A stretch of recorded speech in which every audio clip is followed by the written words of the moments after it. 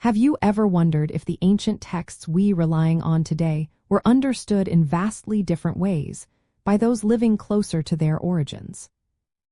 Gnostics, a diverse group of ancient religious movements, interpreted early Christian scripture primarily through a symbolic and allegorical lens, seeking hidden, esoteric meaning beyond the literal text. They believed that true understanding came from special knowledge, or gnosis, rather than simple faith or adherence to dogma. This unique approach stemmed from their core theological beliefs, particularly their dualistic cosmology. Gnostics largely viewed the material world as flawed or evil, created by a lesser, often ignorant deity they called the demiurge. The true, supreme God was distant and unknowable, residing in a pure spiritual realm.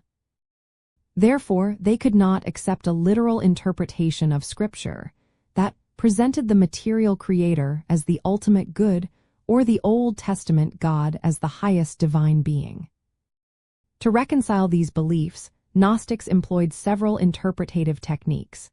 They would scrutinize parables and narratives for veiled truths, often transforming biblical figures into symbols of spiritual principles or states of being. For instance, the serpent in the Garden of Eden might be seen not as an antagonist, but as a revealer of knowledge.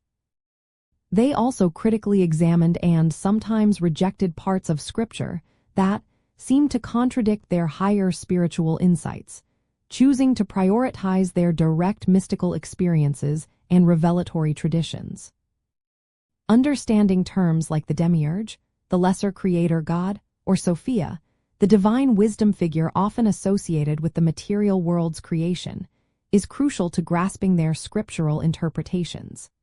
Their perspective was fundamentally different from the emerging Orthodox Christian view, which generally emphasized a singular, benevolent creator god and a more literal reading of Scripture.